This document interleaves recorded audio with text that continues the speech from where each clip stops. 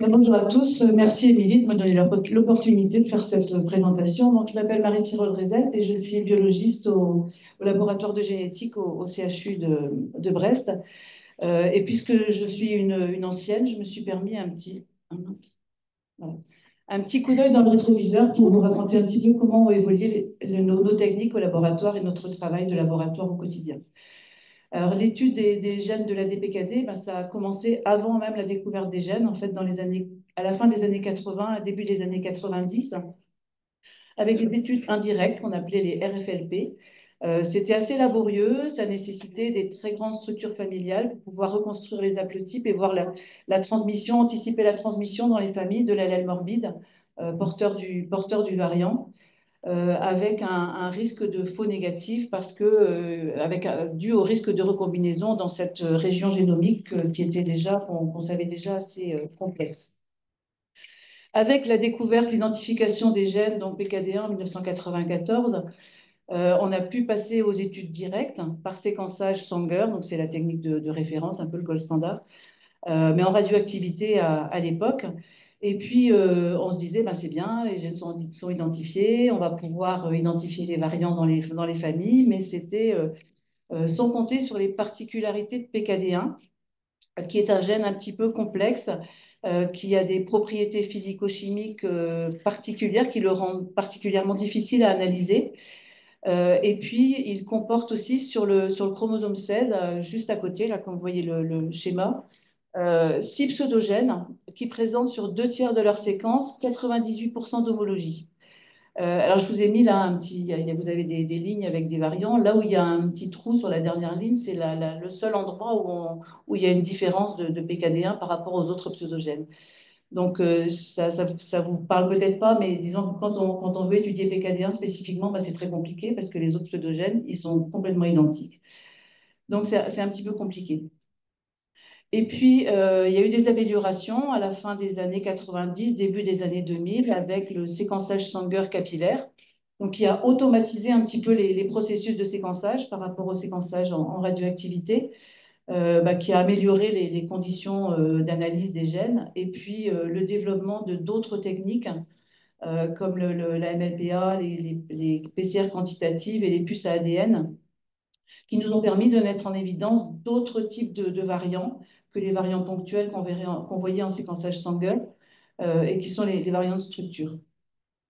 Donc pendant 10 ans, on a travaillé comme ça, en séquençage Sanger, morceau par morceau. Et puis vraiment la grande révolution qui est arrivée dans nos laboratoires, c'est le développement du séquençage nouvelle génération. Au début des années 2010, on a eu la chance de pouvoir s'équiper d'un petit séquenceur de paillasse nouvelle génération, un Ion Torrent, un PGM. Il fait un peu de toc comme ça avec ses couleurs, mais bon, on a commencé à travailler avec. C'était de la technique d'amplicon toujours, donc c'était, qui dit amplicon, c'était un peu laborieux parce qu'il faut amplifier toutes les séquences des gènes. Et on a commencé à travailler comme ça, donc sur PKD1, PKD2, et puis les nouveaux gènes qui étaient identifiés, un petit peu laborieusement, mais on y arrivait quand même. Et puis on s'est équipé d'une autre technologie, Illumina, et on a changé de stratégie pour préparer nos échantillons et passer sur une stratégie de capture, et heureusement, parce qu'on a pu comme ça, parce qu'avec tous les nouveaux gènes qui sont arrivés, c'est beaucoup plus facile, c'est beaucoup plus simple de rajouter des gènes dans une stratégie de capture. Et donc maintenant, on parle de panels. Vous voyez, vous entendez parler des panels. On ne fait plus les gènes un par un, mais on fait des panels de gènes. Et ils sont évolutifs, les panels. On travaille sur une version d'un panel, et puis il y a des nouveaux gènes qui sont identifiés, on les rajoute. Et avec cette technologie-là, on peut aussi faire de l'exome et du génome sur le séquençage sur les séquenceurs Illumina. Alors, notre métier, il a bien changé hein, dans les 15 dernières années, vous l'aurez compris. Il y a 15 ans, on lisait les séquences. C'est la photo qui est en haut à gauche. Là, on avait une séquence, c'est un séquençage Sanger. On avait la séquence de référence et puis on lisait et on comparait. Est-ce qu'on trouve quelque chose ou pas? Et puis, on lisait séquence par séquence et on avançait. Et puis, quand on trouvait la mutation, ben, on était content, on s'arrêtait là.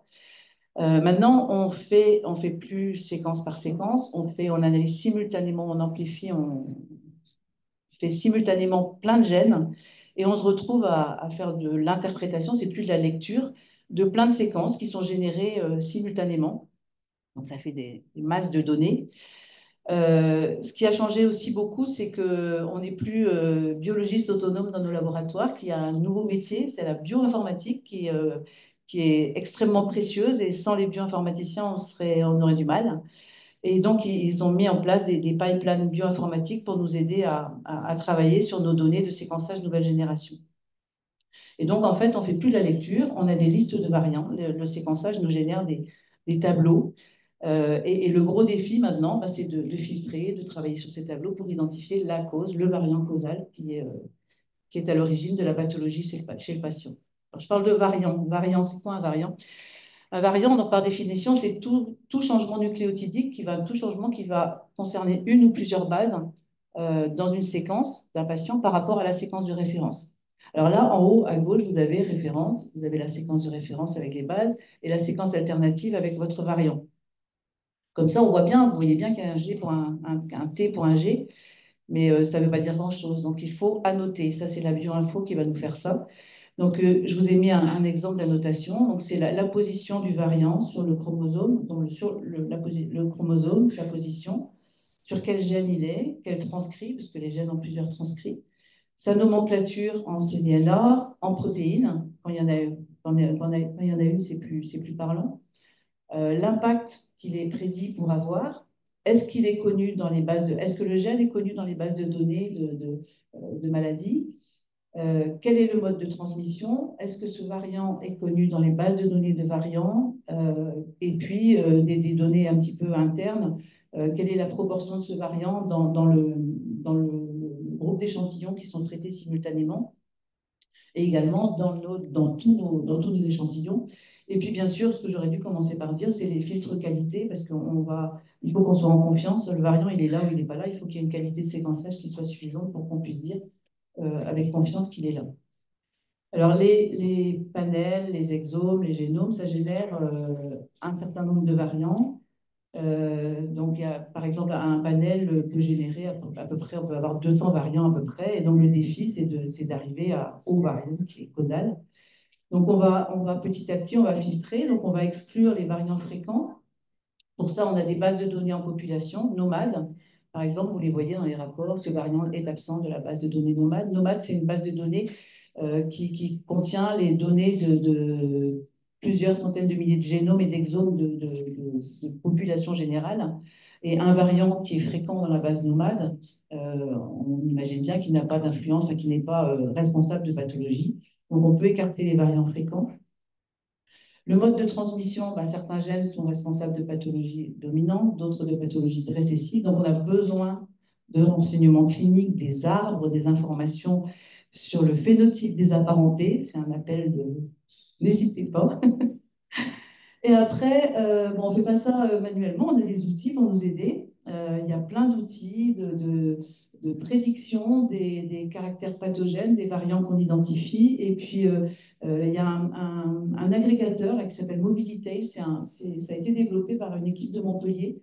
En fait, c'est une page web qui interroge en fait, tout un tas de sites qui font des prédictions bioinformatiques sur qui nous donnent les fréquences en population, qui nous donnent les prédictions de ce que peut donner le variant. Donc tout ça dans le but final de trouver le variant causal chez le patient. Donc il ne faut pas qu'on soit trop stringent parce qu'on va avoir des faux négatifs. Il ne faut pas qu'on soit trop permissif non plus parce que sinon on va avoir trop de variants à étudier. Et donc, et c'est là que l'importance aussi du binôme biologiste-clinicien pour les discussions et puis pour aider à l'interprétation. Donc, en pratique diagnostique, les variants qu'on va identifier, on les classe, ils sont classés en 5 classes. Donc, les premières classes, 1 et 2, ce sont les variants qui sont probablement neutres, ce sont les variants fréquents, qui n'ont pas d'utilité clinique. Ils sont fréquents en population générale, c'est des variants synonymes, sous réserve de quelques cas particuliers, les variants synonymes qui n'influent pas sur la séquence de la protéine, et les variants dans les séquences non codantes. Donc ceux-là, ils ne seront jamais dans les comptes rendus, on les filtre. Et puis, quand on va identifier des variants pathogènes ou probablement pathogènes, alors qu'est-ce que c'est que ces variants? Ben, ce sont les variants qui sont rares déjà dans les populations générales. Ce sont les variants généralement qui vont aboutir à l'absence de protéines, donc les variants qu'on appelle non-sens ou frame shift, ou les variants d'épissage, pour lesquels il n'y aura pas de protéines, donc forcément ils ont un impact. Ou alors des variants faux sens qui vont changer un acide aminé pour un autre, mais pour lesquels il y a des tests fonctionnels qui ont été réalisés. Donc, on fait aussi des recherches bibliographiques, bien sûr, et voir ce qui a été publié sur les variants. Et cela, on va vous les rendre. C'est des variants causaux qui sont responsables de la pathologie, qui ont un impact médical en termes de pronostic, de traitement et du conseil génétique. Cela, on va vous les rendre. Quand on a dit ça, après, ben, il reste la majorité. Les variants de pathogénicité incertaine, il y en a plein, c'est ça la majorité. On va l'appeler des VSI, variants de signification indéterminée, ou VUS en anglais, variant unknown significance.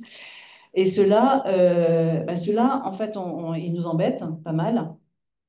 On va les rendre ou pas, en fait, s'il y a une possibilité, s'il y a un potentiel de reclassement, parce que on va vous demander une ségrégation familiale. C'est pas pour le plaisir, c'est parce qu'on en a besoin quand on demande. C'est parce qu'on a besoin de ça pour identifier. Quand on soupçonne qu'un variant est de nouveau, ben, on a besoin de la génération d'avant pour vérifier, parce que s'il est de nouveau, c'est un critère fort. Et puis, quelquefois, on va pouvoir mettre en place quelques tests fonctionnels. Je vous montrerai un exemple plus tard. Et du coup, je passe à quelques exemples concrets. Donc, un cas numéro un, c'est une belle structure familiale, on va dire, avec une transmission dominante, et on identifie un variant faux sens de PKD1. Donc, on regarde toujours, est-ce qu'il est rapporté dans les bases de données? Il n'est pas. Et puis, je vous ai mis une fenêtre de mobilité avec les prédictions de pathogénicité. Donc là, on a quand même beaucoup d'arguments pour dire que ce variant est probablement pathogène. Mais ça ne suffit pas, c'est un classe 3. C'est un variant de signification indéterminée. Il nous faut quelque chose en plus pour dire qu'il est possiblement responsable de la pathologie, surtout pour faire du diagnostic enfin, présymptomatique. Donc là, on vous demande, s'il vous plaît, recruter. Et donc, avec la structure familiale, quand on peut recruter, comme ça, on voit que ce variant, il co-ségrège avec la maladie dans la famille. Et donc, c'est un critère fort pour dire qu'il est probablement responsable, ou au moins que c'est lié à PKD1. Ça peut être aussi le marqueur du chromosome, mais voilà, donc c'est important de pouvoir faire ces études familiales. Un autre exemple d'une autre famille avec une identification d'un faux sens également, qui n'est pas rapporté non plus dans les bases de données. Et puis là, on a des prédictions qui sont un petit peu plus contradictoires, certaines en faveur d'un caractère pathogène, d'autres en faveur d'un caractère bénin. Et puis, c'est particulièrement important parce que c'est un jeune couple qui a un projet de DPI. Donc là, on est insistant et en général, on a un petit peu plus de retours. Et donc, en fait, on a pu faire la ségrégation et montrer que le variant, il était apparu de novo chez la maman de la jeune femme qui est candidate au DPI. Et là, c'est vraiment un argument fort pour faire passer ce variant de classe 3 à classe 4, probablement pathogène. Le cas numéro 3, donc c'est une structure familiale avec un monsieur B, qui a un rein unique fonctionnel kystique et puis un rein gauche de 16 cm. Il n'est pas dialysé. Il a une fille qui est née en 54, qui a une maladie kystique rénale. Et puis, c'est une étude un petit peu ancienne. En 2015 et 2016, on fait PKD1, PKD2. On ne trouve pas, on n'identifie pas de variants possiblement responsables. On recrute pour étudier un exome, donc deux apparentés sains. Et puis, l'exome qui est réalisé n'est pas concluant. Donc, on se dit, bon, il faut quand même qu'on essaye de voir, est-ce que ça serait lié à PKD1, qu'on a quelque chose qui est un petit peu caché. Donc, on réanalyse les données de PKD1 pour voir si on a un variant rare qu'on pourrait suivre un petit peu dans la famille. Et puis, effectivement, on a un variant synonyme. Bon, on regarde, il a l'air de ségréger. On le retrouve chez les deux individus atteints et pas chez les deux jeunes femmes qui n'ont pas de kyste rénaux. Bon, on se pose quand même des questions sur ce variant. Et puis, on n'avait pas regardé trop cette branche-là parce qu'il y avait un doute sur la paternité. Et puis, il y a un monsieur qui arrive avec une polykystose rénale, né en 94. Et puis, donc, on lui recherche le variant et on lui trouve le variant. On se dit quand même, il est étonnant ce variant. Et donc là, on s'intéresse à à un autre outil qui nous met en évidence des différences d'épissage. Alors l'épissage, qu'est-ce que c'est? C'est donc dans un gène, vous avez des exons qui sont codants et des introns qui sont non codants. Et l'épissage, c'est le mécanisme cellulaire qui permet de couper tout ce qui est intronique, qui ne va pas servir pour la protéine. Et donc, on a un test qu'il est possible de mettre en œuvre, un test minigène. On va exprimer ce petit minigène là dans des cellules. On va extraire l'ARN et puis on va observer.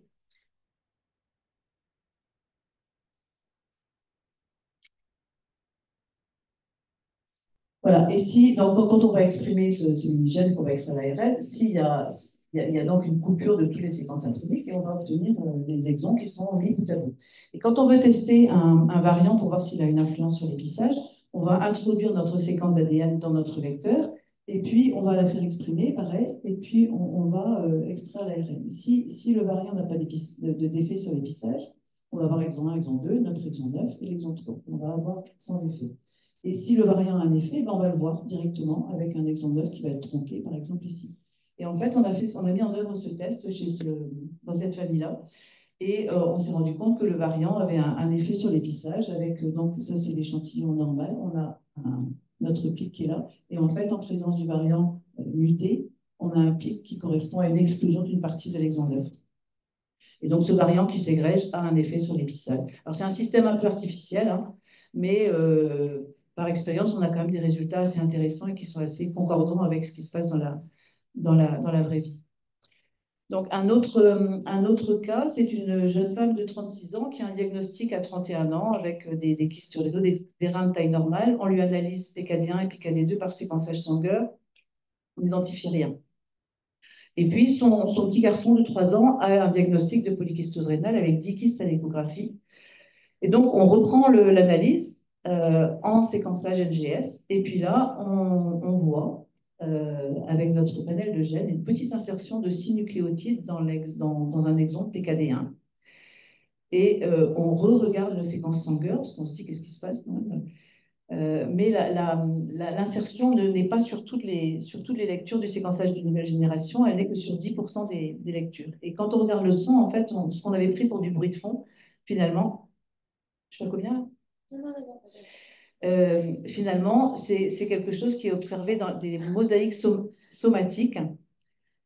Alors, qu'est-ce que c'est qu'une mosaïque somatique? Eh bien, c'est quand le variant va apparaître pendant le développement embryonnaire. Donc, il apparaît dans une cellule et il va être transmis après à toutes les cellules filles issues de cette cellule dans laquelle le variant est apparu.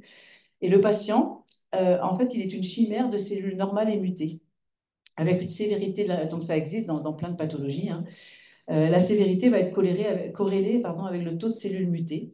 Et on sait que le mosaïcisme, il peut être raté par le séquençage Sanger, qui n'est pas assez précis. Par contre, on le voit très très bien en séquençage nouvelle génération. Ce qui est important de savoir, c'est que le risque pour la fratrie, il est nul, puisque le variant est apparu chez le patient. Par contre, il est de 50% pour la descendance. Alors, comment on peut confirmer cette hypothèse de mosaïque? D'abord, on peut travailler sur un autre tissu que le sang, puisque la proportion de cellules mutées va être différente d'un tissu à l'autre. Ici, c'est un exemple sur la salive. Donc, chez cette patiente, il y avait 24% de variants sur la salive. Et puis, en étudiant la génération suivante, puisque dans la génération suivante, le variant est équilibré, puisqu'il est transmis à 50%. Cas numéro 5 que mes collègues biologistes reconnaîtront, c'est une néphropathie fétale sévère qui évoque une polykystose rénale récessive donc chez un jeune couple de 28 et 32 ans qui n'ont pas d'atteinte rénale. Et donc, il y avait eu une analyse de PKHD1 qui était négative. Et donc, on l'a reçue pour analyse de PKD1. Et donc, l'analyse de PKD1 a révélé chez le fœtus un variant faux sens homozygote hérité de la maman et le père ne porte pas le variant. Alors, ce variant n'est pas rapporté dans les bases de données. Les prédictions de pathogénicité sont un peu contradictoires, mais il y a quand même des arguments pour penser qu'il peut être pathogène. Alors, là, quand on a des choses comme ça, on n'aime pas en labo, hein, on n'aime pas du tout. On commence déjà par se remettre en question en se disant il y a un problème de prélèvement, on n'a pas travaillé sur le bon, ou alors c'est un problème à l'origine, c'est pas le sang du papa qui est arrivé. Enfin, on pense toujours à un problème plutôt technique. Donc, soit un problème de prélèvement, soit un problème de paternité. Et donc là, on a la possibilité de faire des marqueurs polymorphes dans le génome pour vérifier que le prélèvement fœtal a bien hérité de 50% du prélèvement paternel et 50% du prélèvement maternel. Donc, ces deux hypothèses ont pu être écartées par cette technique de microsatellite. Deuxième hypothèse, c'est que le fœtus, il n'est pas homozygote, il est hémizygote, en fait, avec une grande délétion qui serait apparue de novo pendant le développement embryonnaire, et que techniquement, quand on a amplifié, on n'a amplifié qu'un allèle, en fait, puisqu'il y avait une grande délétion en face. Et ça, on a pu l'écarter aussi, cette hypothèse-là, parce qu'il n'y a pas de grande délétion sur le prélèvement fœtal. Et en fait, la quatrième hypothèse, c'est celle d'une disomie uniparentale. Alors, c'est quelque chose qui existe aussi. C'est quand, en fait, ça peut être partiel ou partiel au total sur un chromosome complet ou une portion de chromosome. Il peut arriver qu'à la génération suivante, le fœtus est hérité d'une portion de chromosome qui vient du même parent. Et donc, on a pu étudier des marqueurs microsatellites qui sont je vais accélérer, qui sont autour, qui encadrent le gène PKD1, et on a pu montrer qu'en fait, le fœtus avait hérité des deux allèles maternels à ce niveau-là. Donc, voilà, après, on a continué à creuser un petit peu, mais ce variant, du coup, est très probablement un variant hypomorphe responsable de l'atteinte fœtale sévère chez le fœtus. Cas numéro 6. Donc, c'est une vieille famille qu'on a étudiée en 2011, donc en séquençage Sanger. On avait un individu euh, et donc, on lui a étudié les gènes PKD1 et PKD2 sans mettre en évidence de variants, sauf un variant en intronique en plus 7 qui n'avait pas l'air très responsable de quoi que ce soit. Et puis, en fait, il ne s'égrégeait pas. Donc, on a écarté aussi. Il y avait un individu qui était sain et il n'était pas, il était porteur de ce variant. Donc, on a recruté pour l'exome en 2013 et on a fait un exome qui était non concluant dans cette famille. En 2018, on a mis à jour les données et puis essayé de recruter. Et on a fait un exome sur deux autres individus ici. Voilà. Pareil, qui étaient non concluants. Et puis, un peu par erreur, en 2024, comme on lâche rien, il y a trois nouveaux individus qui sont partis sur une série d'exomes avec Nicolas. Et là, on a mis en évidence un variant faux sens de NEC8. Et comme on avait les prélèvements toujours de tout ce monde-là, eh ben on a pu vérifier la ségrégation. Donc, on a retrouvé ce variant de NEC8 chez tous les patients atteints de la famille. On est en train d'essayer de recruter les autres individus non atteints pour vérifier jusqu'au bout cette belle ségrégation. Dernier cas. Euh, c'est un cas, alors c'est un cas qui est pas de chez nous en fait. J'ai été interrogée c'est une femme de 49 ans qui a des petits reins, qui n'a pas de kyste rénaux, qui a une fonction rénale qui se dégrade pas mal. Et donc ses deux fils de 24 et 28 ans sont candidats pour un don de rein pour leur mère. Ce qui chagrinait le nephrologue quand même, c'est que cette dame avait bénéficié d'un exome solo qui avait mis en évidence un variant de PKD1 qui avait été rendu probablement pathogène, responsable du phénotype clinique du patient. C'est un petit peu ennuyeux, parce que le patient, il n'a pas de kyste rénal, en fait. Et du coup, en discutant, donc on peut pas faire donc c'est un VSI, c'est pas un variant classe 4. En discutant, on ne peut pas faire du présymptomatique sur un VSI, c'est pas possible sans avoir des arguments forts. Et du coup, en fait, la structure familiale, c'est celle-là. Donc, il n'y a vraiment aucun doute sur le fait qu'il y ait une maladie génétique de transmission dominante dans cette famille, mais c'est pas PKD1. Et clairement, c'est un exemple de surinterprétation d'un variant inconnu parce que le gène est connu. Donc, on est en train de recruter d'autres apparentés et rechercher d'autres causes génétiques, en particulier MUC1 qui n'a pas été étudié. Vite fait, l'organisation brestoise. Comme l'a dit Émilie, c'est vraiment un partenariat entre la génétique et Et la néphrologie, on fait dans la bonne humeur des RCP hebdomadaires, on discute des cas, on confronte les données d'imagerie et de génétique, on fait des rendus aux gens qui nous interrogent et tout ça. Et je finis juste, c'est la toute dernière, c'est le recrutement, c'est l'activité du laboratoire de Brest. Entre 2018 et 2023, vous avez vu comment ça a augmenté. Il y a plus de 1200 dossiers par an. Cette année, ça va encore exploser. Et j'ai regardé un petit peu le rendement diagnostic des dernières années. On a autour de 670 cas index rendus par an, dont positifs autour de 400, ce qui fait un rendement diagnostic de 65%, dont on peut se satisfaire. Je pense qu'il y en a qui seront jaloux. Voilà, et je remercie donc l'équipe de Néphro et Émilie particulièrement, avec qui c'est vraiment un plaisir de travailler depuis 15 ans, et les trois techniciennes qui travaillent avec moi sur la polykystose depuis quelques années. Et puis merci de votre attention.